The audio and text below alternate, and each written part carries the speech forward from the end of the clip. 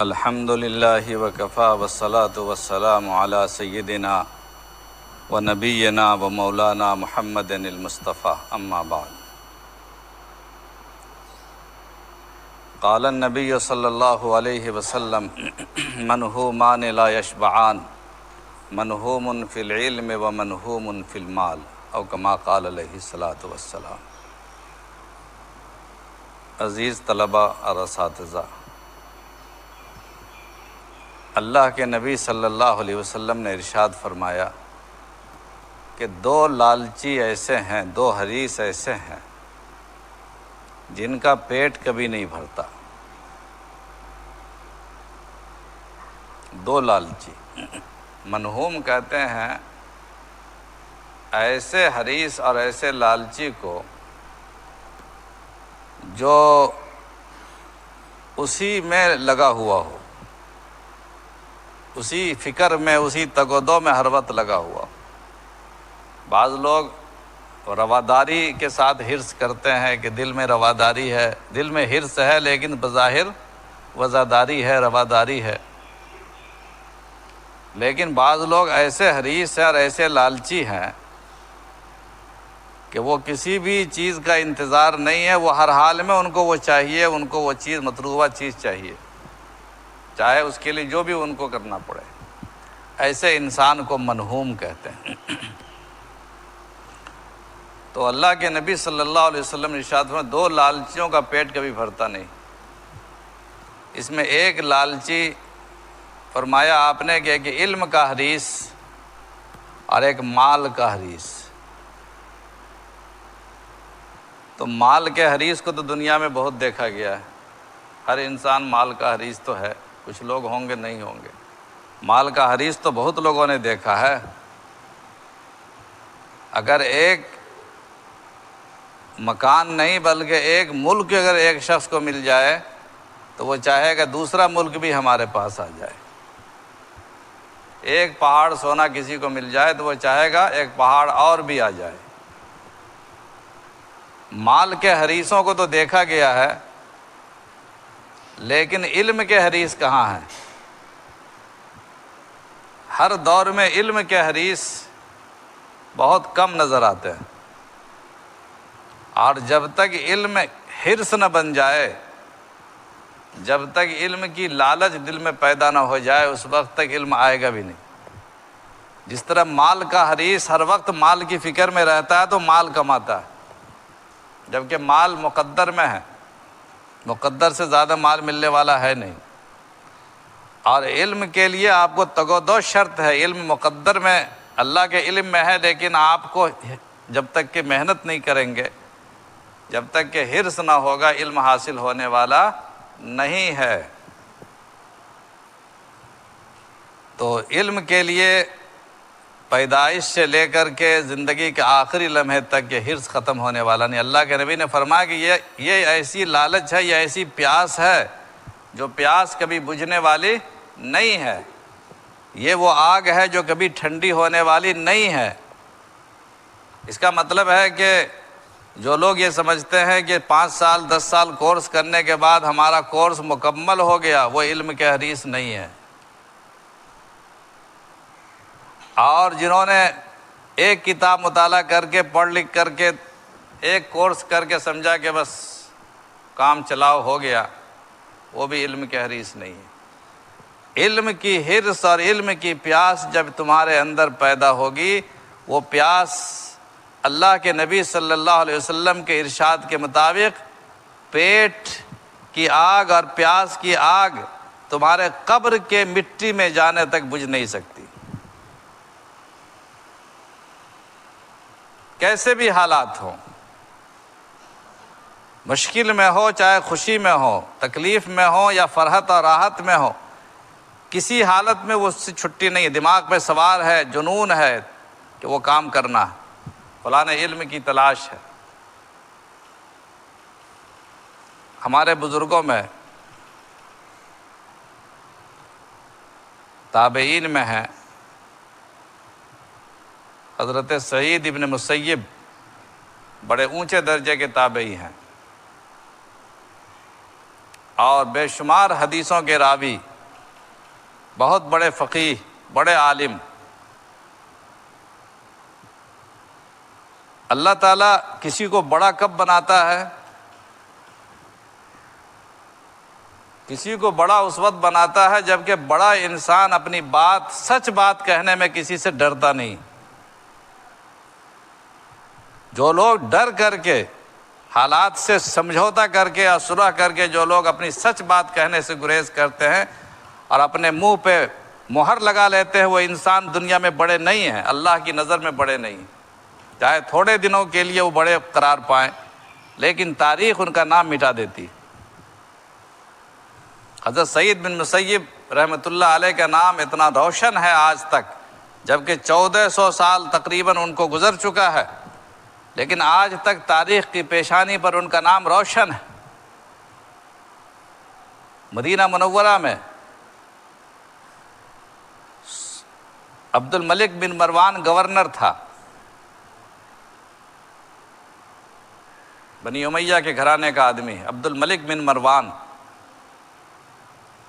اور اس نے اپنے مرنے کے بعد اپنے دونوں بیٹوں کے لیے بیعت لی تھی کہ میرے دونوں بیٹوں کے ہاتھ پہ سب لوگ بیعت کریں، پورے مدینے والے، کہ میرے بعد میرے بیٹوں کو حکمراں مانیں گے۔ یہ پہلے چلتا تھا، ولی عہد بناتے تھے لوگ، اب بیعت بھی زندگی میں لے لیتے تھے۔ اب یہ طریقہ صحیح ہے کہ غلط ہے وہ الگ بات، صحیح نہیں ہے۔ اکثر لوگ بیعت کر لیتے تھے، کون لڑے گا حکومت سے؟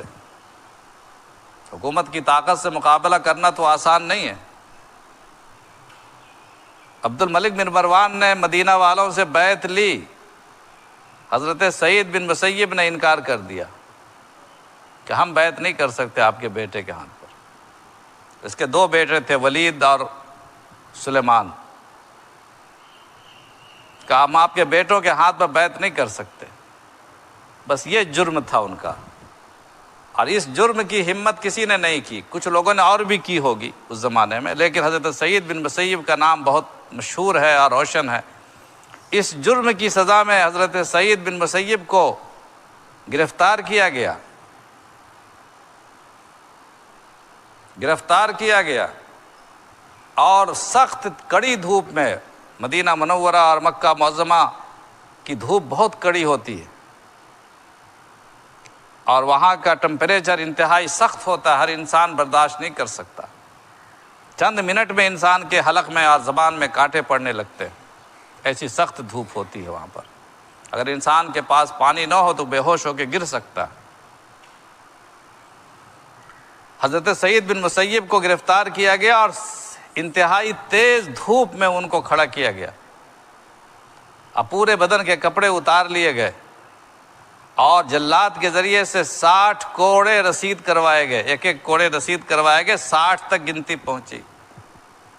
بدن پر ایک کپڑا نہیں، سر کے اوپر تیز دھوپ ہے، کھڑے ہیں، لنگوٹ سی بندھی ہوئی۔ ایسے موقع پر عام انسان ہوتا تو سمجھوتا کر لیتا نا کہ مسلمان ہی تو ہے، اور آج کے مسلمانوں سے 1000 گنا بہتر مسلمان تھا وہ۔ حضرت سعید بن مسیب نے کوڑے کھا لیے، دھوپ کی تکلیف اٹھا لی، لیکن حکومت کے سامنے سر نہیں جھکایا۔ غلط قانون میں پاس نہیں کر سکتا، غلط چیزوں پہ دستخط نہیں کر سکتا۔ اس عالم کی بات اس حالت میں ہے، اگر ہم جیسے لوگ، کمزور ایمان والے لوگ اس حالت میں ہوں، دماغ فیل ہو جائے گا، کسی سے بات کرنے کو من نہیں چاہے گا۔